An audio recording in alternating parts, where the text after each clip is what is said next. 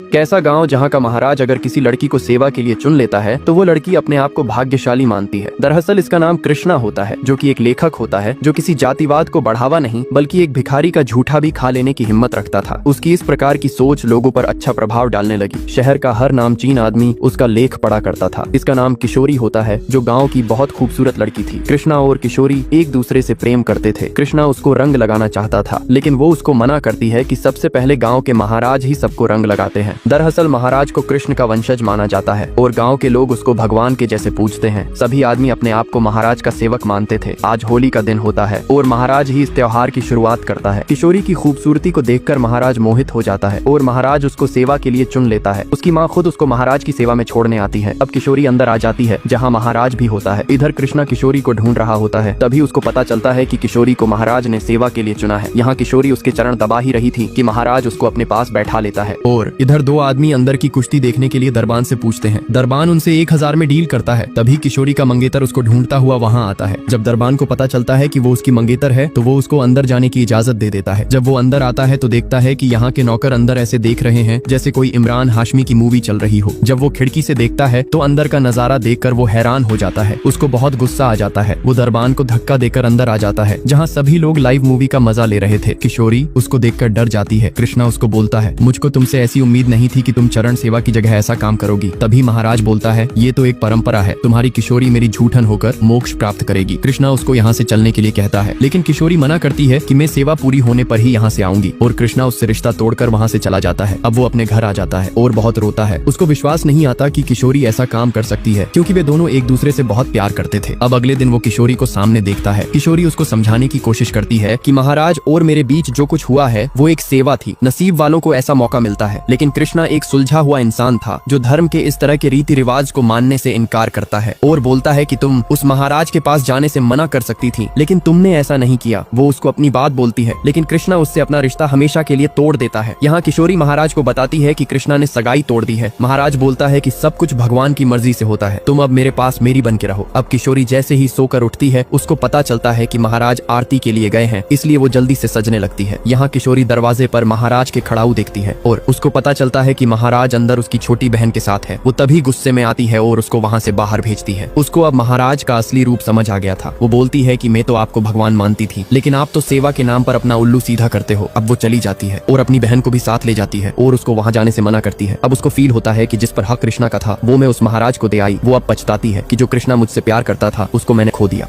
कृष्णा अपनी मंगेतर को छोड़ देता है क्योंकि वो सेवा के नाम पर महाराज के साथ रही थी, क्योंकि इस गांव में महाराज को भगवान माना जाता है। यहाँ कृष्णा का बाप उल्टा उसी पर गुस्सा करता है कि तूने किशोरी के साथ रिश्ता क्यों तोड़ा। ये हमारे गांव की परंपरा है कि लड़कियां हवेली में सेवा देती हैं, लेकिन कृष्णा एक क्रांतिकारी विचारधारा का इंसान था। उसको ये गवारा नहीं था कि उसकी होने वाली बीवी किसी आदमी के पास जाए, लेकिन उसका बाप उसकी बात नहीं सुनता और उसके एक थप्पड़ मारता है। उसकी माँ भी उसको घर से निकल जाने को बोल देती है और वो घर से निकल जाता है। जब सुबह होती है वहाँ दो आदमी आते हैं जो कृष्णा का लेख पढ़ा करते थे और उसकी सोच की इज्जत करते थे। यहाँ महाराज अपनी मालिश करा रहा था कि तभी एक आदमी अपनी बहन को लेके आता है और बताता है कि मेरी बहन आपके बच्चे की माँ बनने वाली है। अगर आपने कुछ नहीं किया तो हमारी बहुत बदनामी होगी। लेकिन वो नहीं मानता, जिससे उसका भाई गुस्सा दिखाने लगता है। लेकिन उसकी बहन महाराज से माफी मांगती है और महाराज उसको धतूरे का लड्डू खिला देता है। उसका भाई खाने के लिए मना करता है, लेकिन वो महाराज की बात मान लेती है। रात को कृष्णा जा रहा था, तभी उसको आवाज सुनाई देती है। वो लड़का बताता है कि महाराज ने मेरी बहन को जहरीला लड्डू खिला दिया है क्योंकि वो पेट से थी। अब वो जैसे ही उसको हॉस्पिटल ले जाने के लिए बैलगाड़ी लेके आता है, वो देखता है कि वे वहाँ से गायब हो जाते हैं। वो उनको ढूंढने की बहुत कोशिश करता है, लेकिन वे उसको नहीं मिलते। वो एक आदमी से पूछ ही रहा था कि वो बताता है कि ये हवेली बहुत लोगों को निगल चुकी है। कृष्णा बोलता है, जब तुमको सब पता है तो आप कुछ करते क्यों नहीं हो। वो बोलता है कि महाराज की ताकत बहुत बढ़ चुकी है, मैं कुछ करना भी चाहूंगा तो मेरी भी आवाज हवेली में दबा दी जाएगी। लेकिन तू हवेली के बाहर से बहुत कुछ कर सकता है। देश के बारे में तो लिखते ही हो, हवेली के बारे में भी लिखना शुरू कर दो। लेकिन अखबार का संपादक कृष्णा को ऐसा करने से मना कर देता है कि महाराज के बारे में ऐसा करने का मतलब है कि अपने पैर पर कुल्हाड़ी मारना। लेकिन कृष्णा अपनी बात पर अटल रहता है। अब वो उसको किशोरी के बारे में बताता है कि वो तुमसे मिलने के लिए आई थी क्योंकि वो किशोरी को बहुत प्यार करता था, इसलिए उसको माफ करने के लिए मान जाता है। तभी वहाँ एक आदमी आता है और उसको अपने साथ ले जाता है। यहाँ वो आके देखता है कि किशोरी अब नहीं रही है, क्योंकि महाराज ने उसके साथ जो किया था उस वजह से वो कृष्णा से आंख नहीं मिला सकती थी। अब वो बहुत गुस्से में महाराज को चेतावनी देता है।